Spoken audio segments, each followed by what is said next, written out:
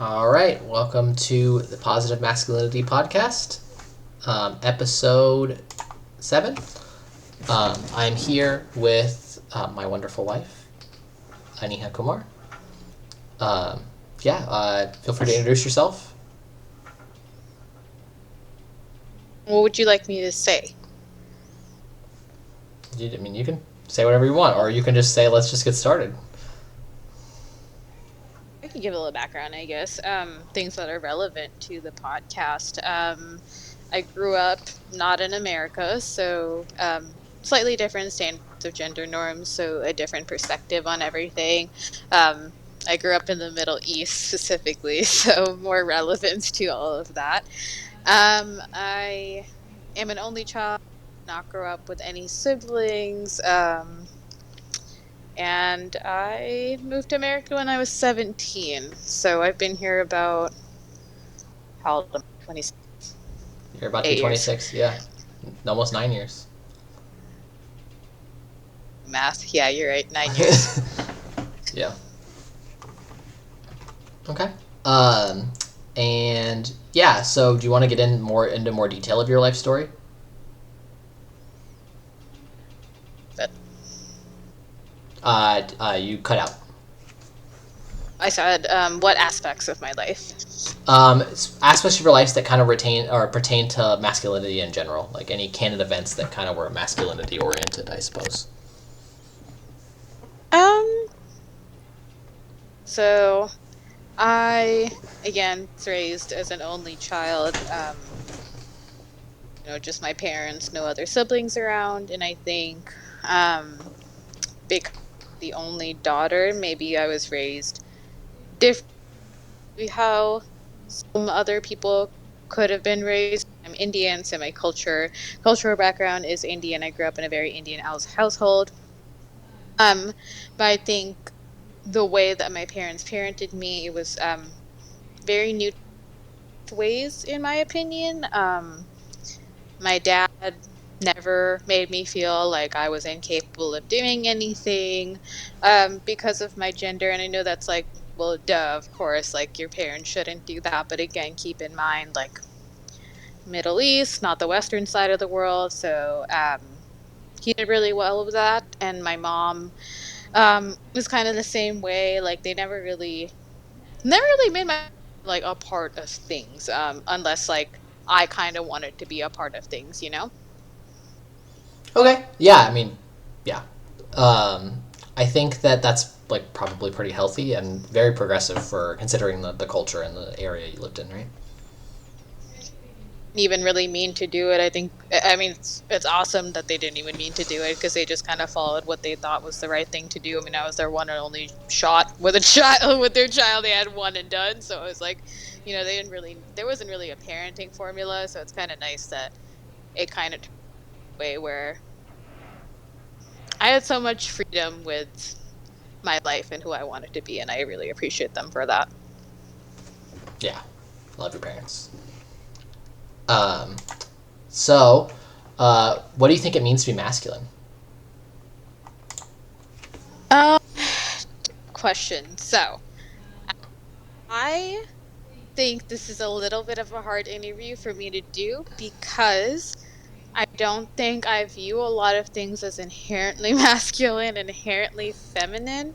I think anything that I name are just going to be things that I've observed because society is set up this way.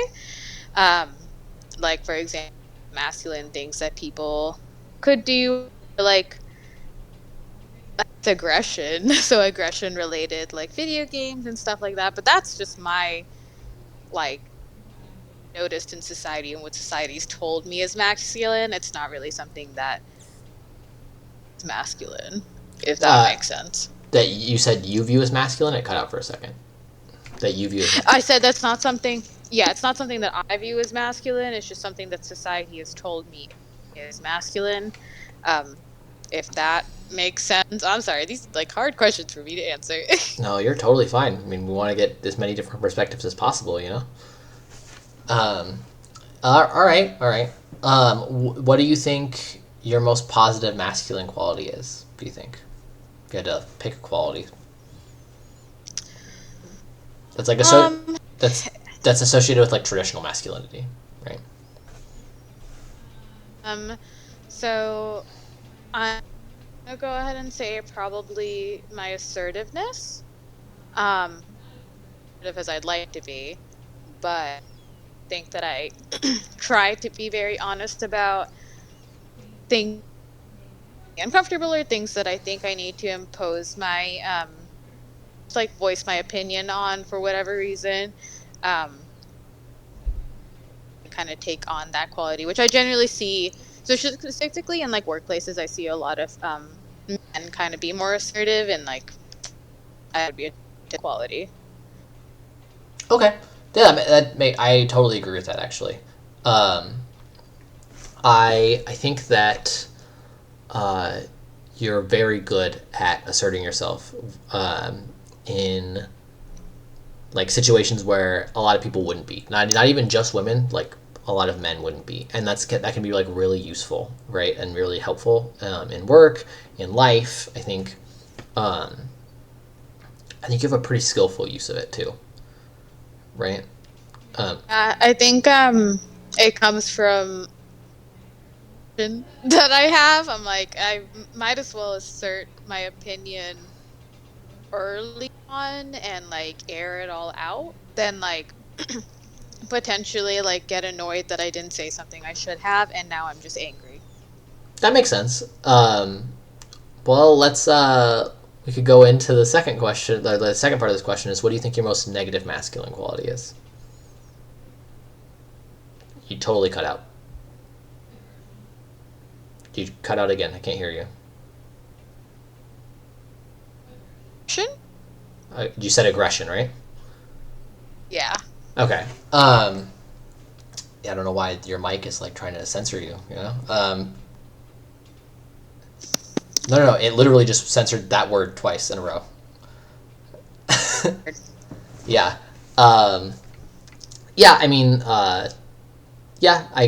Yeah. You have a little bit of a temper sometimes, and it's not. It's not like overwhelming or You're all like, anything. you suck. Oh, okay. um, listen, okay, we got. Listen, you didn't get uh, Noah's level of shade, okay? Um, uh, No, it's okay. No, it's true. It's definitely true. I I've worked on it quite a bit. And one of the ways again is just like being assertive when I need to be, so I'm not aggressively assertive later on. no. Yeah, that's totally fine. Yeah, I think you also have done a really good job of putting up a lot of safeguards for yourself to not let your anger take over. I think, and I think that's really good. Right, like you're aware of it. Crying is one of those. Crying, you said. Yeah, it really helps when you're angry, man. Just let out a few tears. You feel a lot better after. That used to be. I used to do that actually a lot when I used to lose at tournaments and stuff when I was little. I used to cry a lot because I was so angry at myself, and it's just like it definitely helped to getting that emotion out.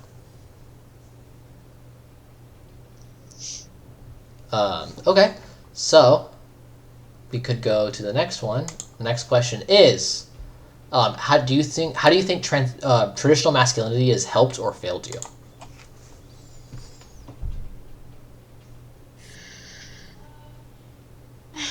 I think, I guess, like in what context, like the workplace, or like, Any yeah, I'd con- be able to answer this question a little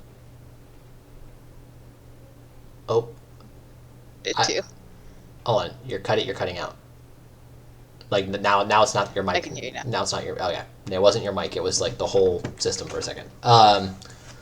On the same.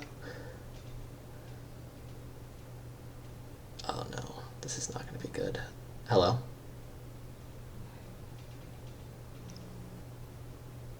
I'm gonna have to do a lot of cutting. Okay, Yeah, probably. that's okay. Um, so I'm gonna restart the question. yeah, so how has traditional masculinity helped or failed you? And you asked, uh, what do you mean, like the workplace or in like your personal life? But I mean like holistically, right? So like if you have examples in the workplace that has really helped you, then use those. If you have some, in your personal life that you think that like maybe traditional masculinity has like kind of oppressed you, use those. Um, yeah, really the oppression side of it.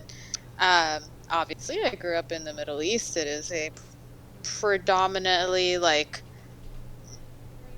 of the household kind of situation, and a lot of people obviously follow along that narrative. And so growing up, like, of course, my dad didn't do this to me, um, but there were a lot of other people um, that maybe did take on a more traditional masculine role and did impose a lot of those things and beliefs on me. So, for example, like, I enjoyed working out and building a bunch of muscle. It's something that I think is very gratifying to me, and it doesn't really bother me if it's like maybe viewed as more masculine. I mean, it's really not anymore, which is awesome. But, back in the day, I was 16 and it didn't really do that, I guess. And I had a lot of me that, like, oh, you should like pick up lighter weights because you don't want to end up looking like, which is sad because at the end of the day, I'm just getting stronger and I'm healthier. So you should be supportive of that. But because you view women a certain way and you view them as people who should be dainty and smaller and not as strong, because why would they need to be strong, right? I'm kind of like told to err away from stuff like that. Yeah, I think that that's been like a really big thing for you. I remember when you first got here, like you got so excited to train martial arts with me and to work out with Tyler. I think you worked out with Tyler and I a few times, and to um, to work out to just be able to do masculine things, I suppose, that weren't like without being judged. And I mean, I feel like we did a good job about welcoming you into like those things, right? And um, like women's jiu-jitsu also has become a big thing, and those people have welcomed you really well, I feel like. uh, and yeah, I mean, not to be so like, I guess, pro-America or anything, right? But like I feel like, the culture shock was good for you, let's say, rather than it could be like negative for some people. Absolutely, and I definitely kind of expected that move here as for like a little more of like freedom in terms of like, honestly, because they're followed very thoroughly back home versus like, especially in California in particular, like I think is a little smaller here, obviously, than the Middle East. Did you say just gap, or did you say any other word before that? You cut out right before that. Yep. The gender gap. Okay. Um, and yeah, I mean, I think that also there. I mean, now like a lot of muscular women are being viewed as a lot more beautiful than they have been before. I think that's really positive because I think before is, oh god, especially like um, especially like previously, it kind of like there was kind of like almost like a dichotomy of women where it was either really really really really really skinny women to the point where like you look at them and you're like, they like are they modeling, or are they being tortured, or like plastic surgery out women, like the most plastic, like doing the most plastic surgery possible, which is, I think, neither of those two things are like particularly healthy, right? And obviously there are women that um, like there are women that like do steroids or something to try to like be like more buff or whatever, right? And that's obviously not healthy. But I think in general, like the move towards fitter women is probably going to be better for women, in my opinion. I think maybe we should move away from setting singular norm society and let people kind of do what they feel is best for their self-confidence, because like as much as I do like that, um and like, super fit women are becoming the norm, because at the end of the day, unfortunately, like we also come to societal standards, and like it makes me feel a little bit better about myself. At the end of the day, I don't think we should have societal standards, because everyone should just be happy with whatever makes them happy. And for me, it's been just being muscular since I was 16 or 15, and it's just working out for me now. But I wish it didn't matter to me like all these years. Yeah, I understand what you're saying. I think my counter to that would be that there's like no way to avoid societal standards. I think just trying to get rid of the worst ones and try to promote a better one is probably the best way to go. And so far, like the more fit women, like more fit woman body type in general is probably better than like promoting anorexia or promoting promoting like just over like doing as much plastic surgery as possible, right? I think definitely a lot better. I mean, well, okay, surgery. Okay, I don't think you should do it to fit norms. Obviously, don't do it for society. Do it for yourself. Um, but yeah, it's definitely better than like kind of promoting very, very, very skinny body types because not everyone's body can do that, and go through very just you have to go very far to look like that if your body just doesn't really look that way. Um, but at the same time, I think that like the body type can be unattainable, and because um, a lot of fit build are like a lot bigger, like in terms of like their muscle. They just have a lot of bulk muscle, and I don't think not everyone's capable of like putting on that much like weight. So everything kind of has is like downfall, but yeah, this one's of the last few that I've seen. Yeah, all we can do is like slowly work towards a better solution. I think. Yeah, and I think also like because I think the fit girl aesthetic didn't like. I don't think it was inherently like derived from like male validation, and that's probably super helpful for it too. There's obviously like there's obviously men who like fit women, me being one of them. Uh, but like I don't think that like the like origins of it, especially because it was fought so hard against that. Like I don't know. I feel like it kind of growing from women is probably also puts it in a better direction. Hopefully, it's not gonna just like become this like extreme fetish. I would say. I'm hoping. Maybe I'm being too naive about that, but yeah. Fit woman mentality is probably derived through like what society is attractive, which by default is also what men deemed as attractive. I think a lot of it stems from like rap music, butts and big legs and stuff like that. I think that's where a lot of it stemmed from, and then I think like a full body kind of thing, because usually work your lower body, you end up working your upper body, and like you just look better, you know what I mean, you feel better, you're like, oh, this is kind of nice. I still think it was definitely like driven by male standards, but you know Okay. Yeah, maybe I was just thinking about like uh, a lot of men would just like originally would just like the lower body to be like kind of filled out, right, and not the upper body. But women still started doing the upper body anyways. But I don't know. I could be totally wrong. kind of a half and half to an Yeah. Gotcha. I think a lot of men would actually prefer that women maybe don't have a jacked upper body because it's viewed as more masculine. Yeah, of course. Yeah. Yeah. I think it's just because they feel threatened. But whatever. No comment. Yeah, no comment. um, and okay, so do you have any like masculine, like positively masculine role models in your life?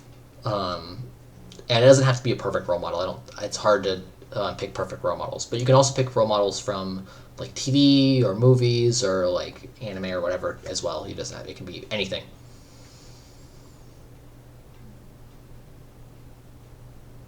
A masculine role model in life. I mean, there's a few people. Definitely one of those people, and I say that. Okay, so how I describe a positive model is someone that supersedes the gender norms that they were kind of raised with, and kind of is what's right, irrespective what society kind of would. And I think you do that really well, where you do everything that you need to do based on what you want. You kind of don't let like a lot of gender norms hold you back from that. Makes you more manly than a lot of other men, because you're not worried about coming off a certain way. You're not worried about like being emasculated. Um, Thank you. It took a lot of work. It's not like it's not easy, right? I mean, like you've known me since I've been an adult, basically. Like like I haven't always been like this, right? I've definitely gotten better and like improved over the years and stuff. So, I mean, but I'm very thankful that like. just go ahead. Oh, yeah. I mean, to be your wife's like, what's more masculine than being your wife's positive masculine role model? You know. Um, to an extent, I would also say like my dad for sure. Again, like kind of pulling aside, he did grow up in like a traditional Indian. I mean, he grew up in India. He didn't even grow up in Dubai. So like more traditional. So, like um, I think that he never like avoided doing things because he is a guy and guys aren't supposed to do that. You know what I mean? Like, I think could kind of fill in each other's roles as best as they could if they needed to, and I really appreciate that, because I never really had my dad just like sitting on the couch expecting my mom and me to do everything or anything like that. You know what I mean? It's such an equal household, and I appreciate that he kind of helped set it up that way. Feel like a full person and not less of a person because of my gender. Yeah, and I think your dad also does a really good job of. I wouldn't say truly traditional people, at least, make women feel less because they're gendered, but they definitely feel they make them feel boxed in, right? And I don't think your dad, at least he doesn't come off to me, right? Obviously, like I haven't known your dad since birth like you have, but it doesn't come off to me like he's ever tried to box you in. He's very much supportive of the things that you do, right? Sometimes even when I don't think he agrees with them, he like understands that you're doing them for the best reasons for you. My dad, like, maybe he had an image of what he wanted me to do in my head, but he's never like imposed that on me ever, and that to me is like making me not feel like less, right? Because he isn't boxing into these. He's just allowing me to do what I need to do. Oh yeah, I 100% agree. Like yeah, and I think if a lot of people met your dad, especially because the podcast is going to be mainly for people from the U.S. or like Canada, right? But like, or English speaking world, I think they might think that he's very like very traditionally masculine, right? Which isn't necessarily a bad thing, but they have to remember like contextually, like your dad is like super positively masculine. Your dad's way more progressive, way more like I would say egalitarian than his society is, which is like really like a really big compliment, I think.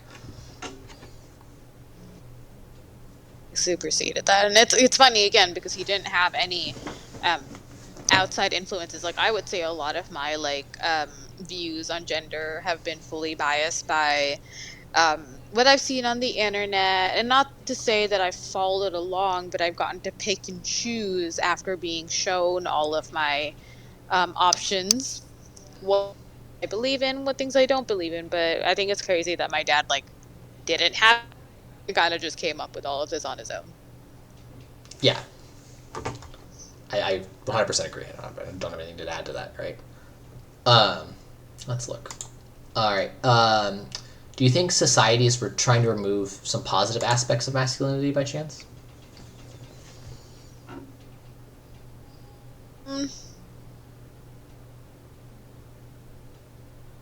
it's a tough one. Do you think that? Um, I mean, yeah, definitely. Um, I think that there is Isaiah and I talked about this, and whenever I have someone interview me, I'm definitely going to say this again.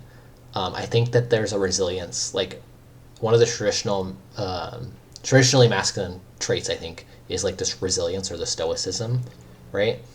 And I think that there's been a response to like traditional gender norms that are destroying the resilience, right? This ability to like deal with life's tough issues, right? And I think that a lot of people are becoming a little bit more complainy, a little bit more, you know, I say interpersonally. I don't want to say weak. That's not the right word, but like not resilient. Essentially, weak is not the right word, but just not as resilient. And I think that's probably bad, right? Whereas before, I think men were so resilient. Well, if we look at older men, they're literally so resilient that eventually they break and then they like commit. They harm themselves, right? I think that now the younger generation is kind of like losing that resilience and too much, like almost like we rubber banded. Um, Challenge you and say that isn't resilience something that everyone should have, and so it shouldn't be associated with a gender. It should just be a quality that everyone's striving to. Right, but it would be that's a positive aspect of traditional masculinity that we're trying to get rid of, right? Instead of spreading it around more, we're getting rid of it, right? Yeah, then yeah, I would say so. I mean, if that would be considered like a traditionally masculine quality, then we should definitely incorporate that further into society because be because I definitely am not resilient at all, and like I would love some of that around me. I mean, I understand. It's not. I mean, it's definitely a more traditionally masculine thing. I have too much of it. I mean, we've talked. You and me have gone back and forth a little bit about sometimes me being able to put up with things that I shouldn't put up with, right? Which again, I'll talk about more in my own thing, right, in my own interview. But um, yeah, I totally understand um, like why you'd say that we need to give it to everyone. I think it's really important. I think a couple other ones are like this like physical adequacy. I don't know how to describe it. Like where like being able to defend yourself, right? Like we shouldn't promote violence, but like someone comes to you and is trying to do violence, you should probably be somewhat competent in being able to defend yourself, right? It's really important. I feel like, and I think that I don't erase that. I think there's more active efforts into making everyone equipped to defend themselves now. I think that it's if you look in our bubble, that's true. But me growing up, the amount of times that like somebody physically confronted me and like I got suspended from school because I got jumped by two dudes, all right, and they were way older than me. So it's like, okay, so now you can't like what am I supposed to do? I can't tell the teachers two dudes trying to fight me. And Okay, no, that is fully valid. Yes, that is something that I've seen erase over time, and that's something that we definitely should not erase. yeah, your the right to defend yourself is like and it's one of those things that shouldn't be traditionally masculine, but it was traditionally masculine, and it's instead of having women be like, yeah, you should have the right to defend yourself, and you should defend yourself. We're taking it away from men, right, men. You understand what I mean by that, right? Whereas like being emotionally communicative is like a traditionally feminine thing, and we're spreading that out to everyone because you should be emotionally communicative. We're taking things away, I think. I think we should just combine all the positive aspects of both gender and then teach everyone how to do all of it. I agree with you, but I think sometimes I think the best way to describe the difference in these qualities among the genders is that even though there's like some of these qualities can have a different, I don't want to use phenotype because it's like a really complicated word, but like they play out differently between men and women, right? So like let's say you have a kid, right? And your kid is getting bullied at school, right? And the mom might, being traditionally feminine, might go to the school and complain to the principal and like, you know, and try to console the kid, right? And the dad might pick the kid up and go, all right, come on, we're going home. On the way home, get some boxing gloves. And they're like, okay, cool. Here's how you throw a right cross. Here's how you block your face. Okay, the kid's not going to pick on you again. I would say both of those things are really compassionate. Both of those things are very helpful for the child. Traditionally masculine person would do it one way. Traditionally feminine person would do it another way. Makes sense. Mm-hmm. Yeah, and I think that like, as I'm doing more of these podcasts, I'm realizing that like, yeah, as we're trying to build better masculinity and by extension better femininity, right? We need to focus more on what being a good person is, right? And then figuring out like what those core values play out as if you identify as a man versus a woman. You totally cut out. That. Can I repeat that?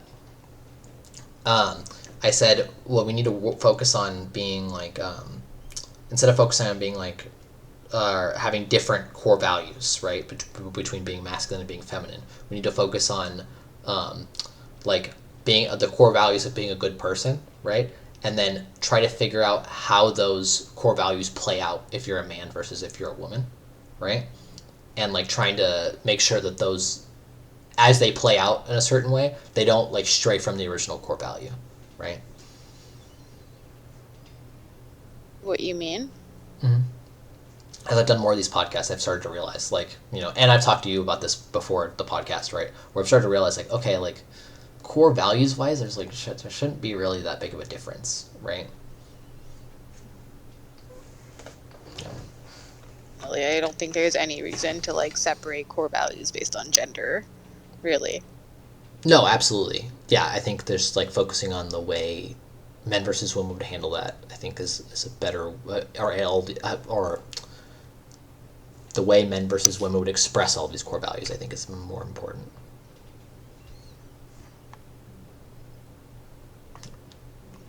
That's happening in a more, like, in the healthiest way possible. Exactly, yeah. Mm-hmm. All right, we are flying through these questions. We're already on our last question. What do you think about the phrase positive masculinity and negative masculinity versus like healthy and toxic masculinity?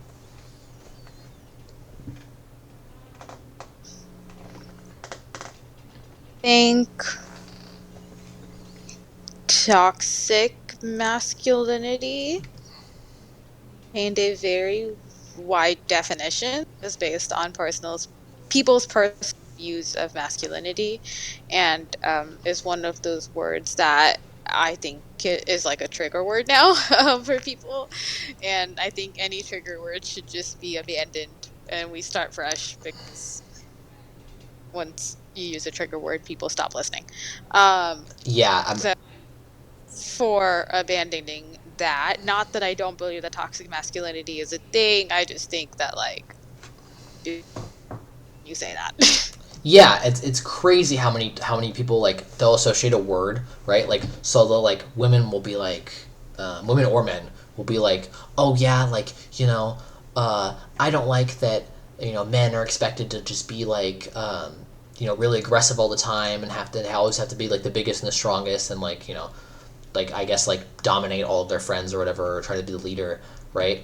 And then they'll be like, yeah, so you hate toxic masculinity. And they're like, no, toxic masculinity is like a liberal invention by the feminists, by third wave feminism or whatever. And you're like, but you just described it. Like, what do you mean? Like, you're like, like, when you use the official term, it's like their brain just turns to mush. So, yeah. And I think because it's been so overused, we have to use a different term, because it's become like, it just means like any man does anything I don't like is it's toxically masculine now. And even when it's just like I've heard someone say that about a man gossiping, and I'm like, okay, gossiping is definitely traditionally feminine, right? So it's like, what, like, you're literally just using it to be like, Gossip is, I mean, not that I don't do it, but like, gossip is probably just toxic, period. right. Well, no, it doesn't really have anything to do with gender, but traditionally, when you think of the word gossip, right, like, when people traditionally use the word gossip, they're like usually talking about women, right, which is not like necessarily right, but like, it's proof that like if you're talking about a traditionally feminine thing, like you're just trying to mean like you're a man and you're doing something I don't like, which is like probably not a useful tool, right? And I don't think that you should ever like use those terms as a way to describe your own personal like icks. I guess it's okay if that's an ick, like that's fine. It just put a term on it and use it against people is maybe not the best. Yeah, they're taking what should have been like a really sharp knife and turning it into just like a cudgel, like right, just smash anything that they don't like, right? Let's not weaponize it. Yeah, exactly. Yeah. Um, yeah. Is there anything else you would like to talk about relating to masculinity? Is there any like pet topics or anything that you would like to get into? I mean, we are 35 minutes into the podcast, so we have plenty of time if you want to keep going. You could also stop. Um, well, I guess I wanted to clarify because I've been saying a lot of things with like gender neutrality and like saying that like um things shouldn't be gendered, and while I say that, I'm just really talking about things that like I don't think we should impose as like a gender norm. Although I think it is still very important to be able to express yourself whatever way you need to, and if that is feminine or masculine, whatever that might be, I think that's still very important so that people can kind of own some form of like individuality and express themselves as they should. But at the same time, I'm just saying that we shouldn't put people in boxes based on that. I think that there's a lot of qualities that we gender as a society that I really don't think there's any point in gendering. Yeah, and I think that I don't think that your activity should have anything to do with like your internal experience of being like a man or a woman, right? I think that's yeah, like you do like what I would say is like a lot of masculine activities, right? But you're a woman, right? Like you identify as a woman, and right, and I do some feminine things, or like I have some feminine affects sometimes, right? Uh, but I'm a dude. I'm absolutely 100% a dude through and through, right? So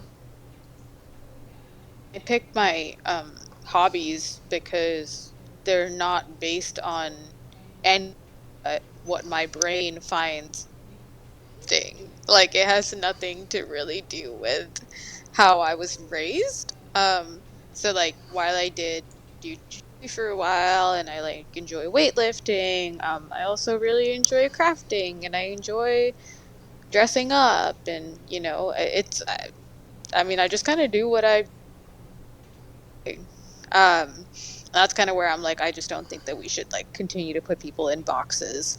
Um kind of stops people from expressing themselves. I feel like if you're kind of told that you are supposed to follow traditional feminine roles and um you follow along with that, you might be missing out on a lot of experience that you might have honestly really enjoyed.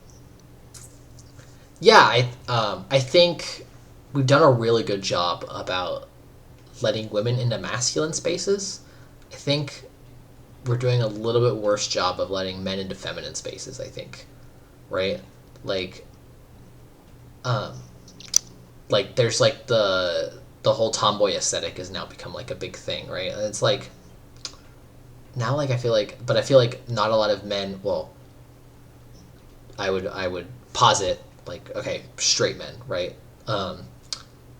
Get to like express themselves in a traditionally feminine way, right? They don't get to like bake cupcakes or like I don't know, like make things on the Cricut or anything like that, right? They're not like or like just like we were at a certain place the other day when I could tell when I said I watch reality TV with you, and I was like my favorite thing's too hot to handle.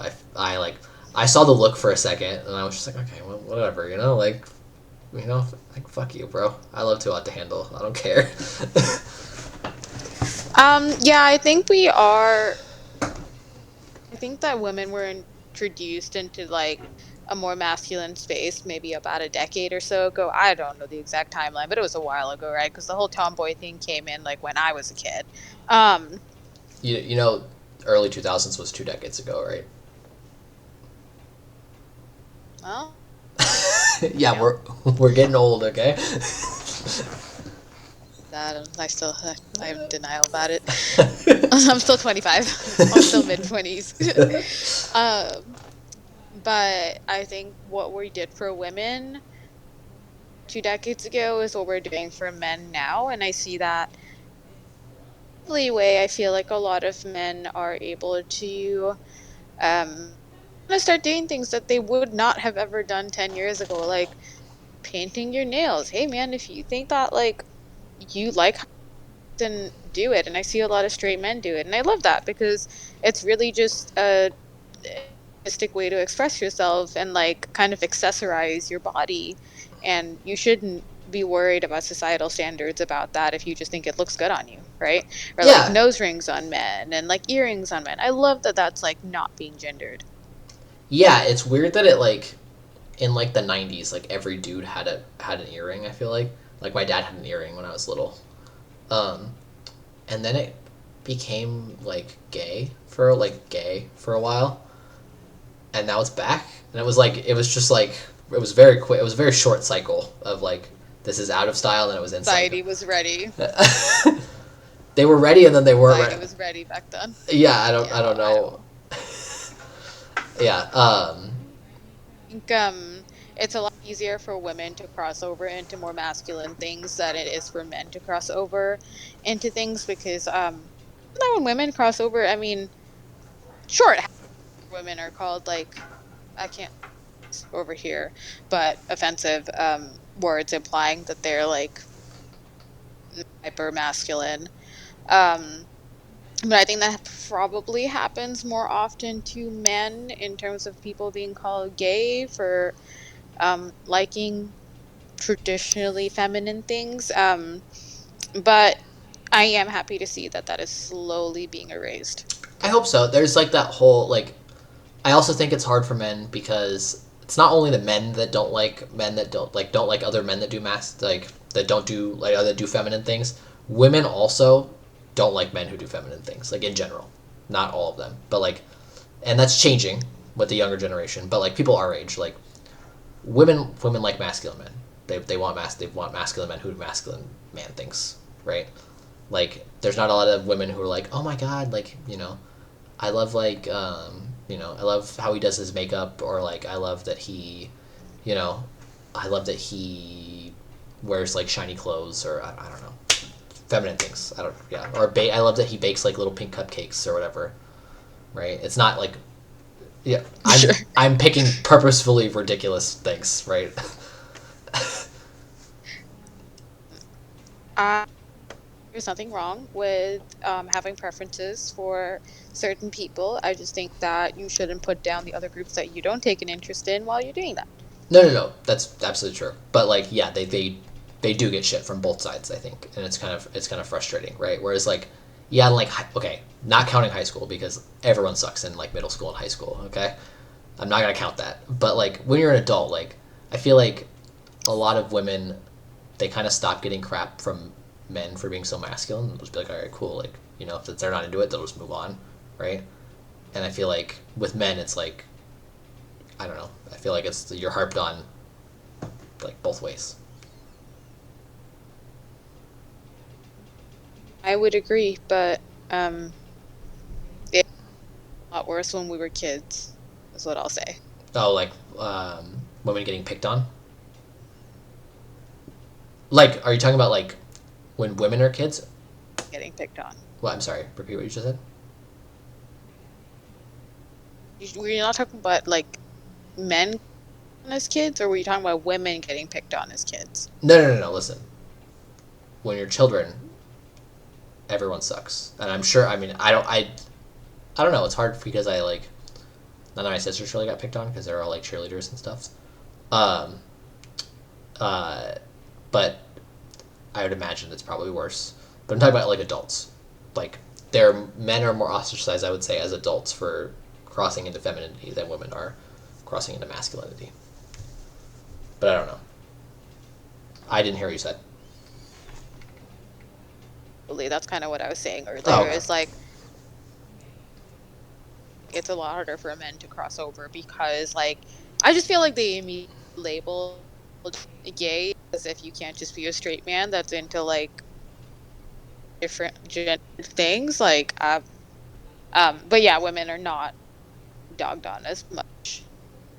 Get everyone to that point. Yeah, no, yeah, yeah. And it's not like this is not like me like resenting. Like it's good that women are like this. It's good. It's a good thing.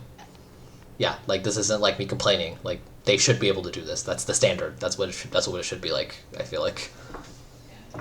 I've seen the change since I was a kid, right? In the past decade or so, like I've seen the change where like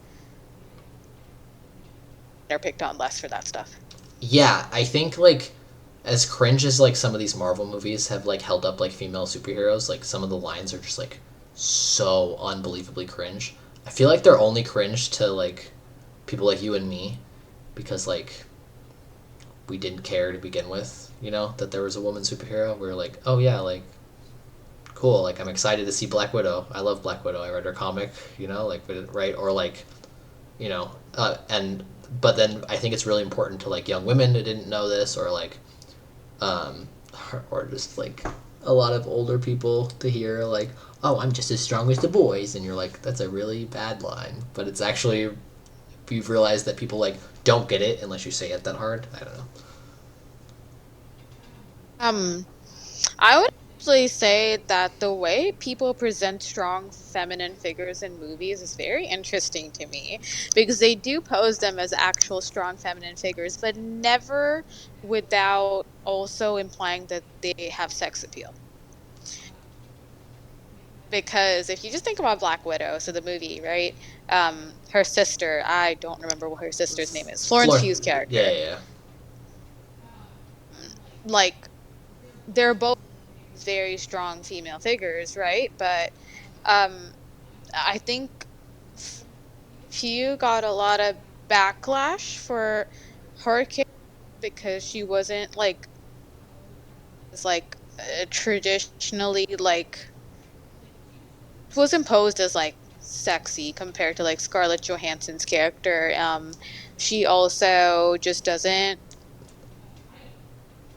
right, but society as a whole and the internet, from what I've seen, does not think that she fits the standard for what women's bodies should look like. I hold on. Because I think I just want to point out. I'm gonna. I feel like. Hold on. I'm confused. People didn't think Florence Pugh was attractive. Like I feel like there's like I don't know. Maybe it's just because of the algorithm. I feel like people are obsessed with Florence Pugh and how attractive she is right now. no, I'm obsessed with Florence Pugh, but but like I think it's a lot of women and then men that don't hold like high societal or like high feminine standards. Like obviously, like would consider Scarlett Johansson because just how it is more attractive than Florence Pugh and people and this is mostly older generations again because like Okay. and fits that feminine look, right? She's very tiny, she's more voluptuous up top and down bottom, and so like it kind of like matches what people expect of women to look like, versus Florence Pugh, like she still kind of has that, although I think maybe much she probably has like a denser bone structure, like she couldn't like she would have to pull out ribs. Like I, it's just like most people are born like that. Like not a lot of people are like teeny tiny like that. You know what I mean? Um, Interesting. I don't want to comment on who's more attractive or less attractive than anyone else, right? But like I I just can't imagine a world where someone would say like Florence Pugh is unattractive. Right? Like I don't know. I don't know. I mean, I think, I mean, it's really hard to say, like, oh, I saw this on the internet because, like, the internet is vast and is curated based on who you are as a person, and I might be just getting one side of it. But I did see, like, a lot of talk about her being, like, the bigger person, which is just, like, actually crazy to me because she's, like, actually teeny, tiny. Okay, that's a word to describe her, I suppose. Not a word I would use, but you know, it's a word. I s And like I'm at an age where like that doesn't really bother you me, you know what I mean? I've heard it all, but like if you're a younger girl teenager and you kind of see that. And you probably have that build because most people do. And now you are being brainwashed into thinking that that is ugly. That's that's crazy. That's I don't know. Yeah, that's crazy. Um, Honestly, it surprised me too because I thought we were beyond that as a society. Like, I did not realize how far back we were until I started seeing all of this, and I was like, "Wait, I thought we were past this. Why are we back in like the 2000s?" yeah, that's yeah, I don't know. I but I wanna build upon what you just said though. I think as like we're getting some of these superhero women are getting more like um they're getting hyper feminized as far as like looks go. I feel like as part of their personality goes, they're becoming hyper masculine. Like I think like the main complaint with Captain Marvel is like she like they just were just like, all right, cool. We're basically gonna like I don't want to say make a man, but she acted super traditionally masculine, right? In a way that like it felt like, oh cool, like well we're gonna show that she's strong because she's strong and she does she's like a 80s action hero but she's a girl and it's like okay but like there's nothing wrong with like having compassion and like I think let's compare her to Wonder Woman. I know that I'm like not doing a very good job at this but let's compare her to Wonder Woman, right? Like in the first Wonder Woman movie, Wonder Woman is like she just comes, she shows up and she takes care of business, right? Like whenever she's time to fight, right? You cannot argue she's not strong. She doesn't, that one guy was sexist to her once, the prime minister, and she almost punches him in the face, right? Right, like valid. Uh, but she's very compassionate to people. She's talking to the one Native American guy about like, oh, like you know, um, like talking to him about how like all the Native American people were wiped out or whatever. And Mhm. I think that it's I don't know. I feel like with Captain Marvel, because I watched Captain Marvel as well, I feel like they stripped away a lot of those traditional feminine aspects. With like it's almost like they're devaluing them in an attempt to make her strong because those aren't associated with strength. Do you understand what I mean by that? They just did that specifically with Captain Marvel because it's important to show variety. Okay. Because I don't see that happening. I think if that was a trend with every hero, then I would say yes, they're trying to erase a lot of like those traditionally feminine aspects and kind of just write a man and then put a woman's face on it. But I don't. I think that's only. I mean, I can't think of more examples than like Captain Marvel. Um, happening quite yet. Okay.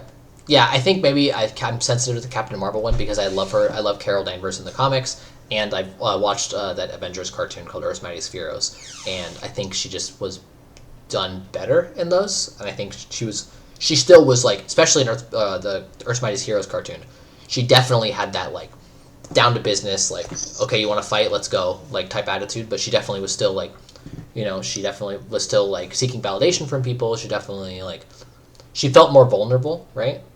So a lot of the things felt more earned, and I don't know if that's just a framing issue or I don't know. Yeah.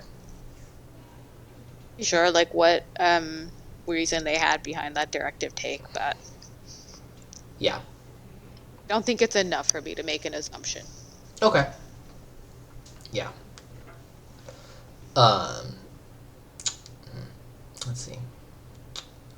See if I have anything else to comment on, like media and stuff.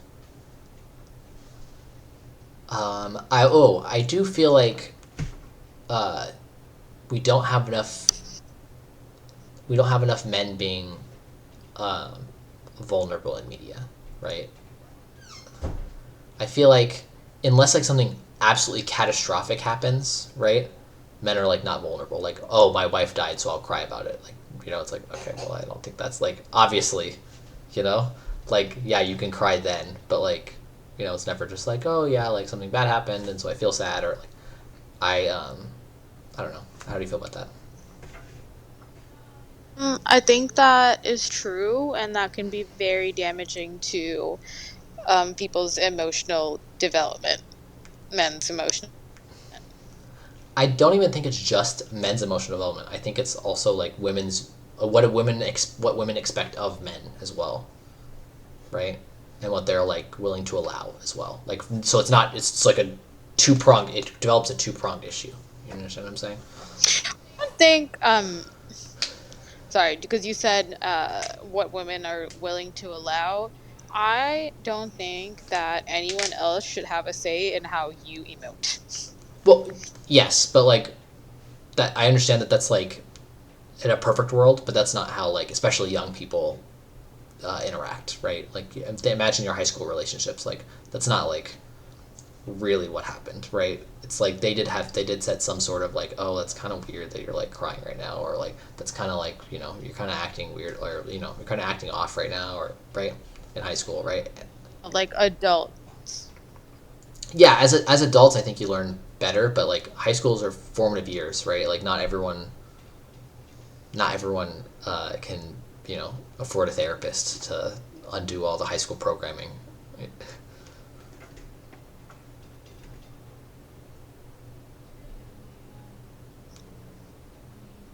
Uh, in high school, do you think it was really because of gender norms? You think that maybe high schoolers don't want to deal with other emotional high schoolers? Um, I listen, five sisters. Okay, I think they afforded a lot more charity to their female friends, um, than they did their male friends. Okay. I personally did not have that experience with my friend groups. That's good. To conceptualize is like never had anyone like get bagged on for like crying. Yeah. Expressing emotion, which is and yeah, I don't know. I don't know if it was like me just not growing up in like a traditional, honestly, society, because Dubai is kind of just like I don't know, like a random like place to be. Yeah, yeah. It's not westernized. It's not traditionally like Eastern. Like it's kind of just limbo. That's why a lot of us turned out this way. Like I would be very curious. I don't talk to a lot of my friends from high school. I'm curious if like their mind is very similar to mine, or if something else happened and this is why it turned out this way. I don't know. I don't know. I hope so. I mean, I obviously think you're a really well-adjusted person, considering I married you. But so, yeah. Yeah. Let me see if we have any chats. Doesn't look like it. Looks like we're probably not gonna have any chats, but we're gonna show it anyways. Okay. No chats. Okay. We're going to end this portion of the podcast. We're going to do the B-roll in a second. So thank you everyone for showing up. Do you have anything else to say, Aniha? I hope this was entertaining for everyone. Again, I'm sorry if I had like a lot of like pauses where I was just lost in thought because it's hard for me to my thoughts and words, but I appreciate everyone listening to me and what I have to say. I think as far as like one of the guests, I think you were very interesting just because you were so gender neutral that it very much helped like give a different perspective that they haven't heard. I think that like both the girls so far had kind of similar views, and then I feel like almost all the men kind of had like fairly similar views. I think Nick was a little bit more traditional, but like not in a bad way, right? It's just the other three were just like so untraditional, right? So I think you definitely helped bring a different perspective. So I hope people like that. Yeah. Okay. Nick is also here in case anyone heard that noise. Yeah! What was that? It was like a squeaky toy. I don't know. I don't know how he made that noise. Yeah, he's in the apartment because we're borrowing his. For the audience! Okay, all right, but we're gonna end this. So thanks everyone for watching. Please like and subscribe. We'll start the B-roll in a couple minutes. Okay, all right, love. Bye.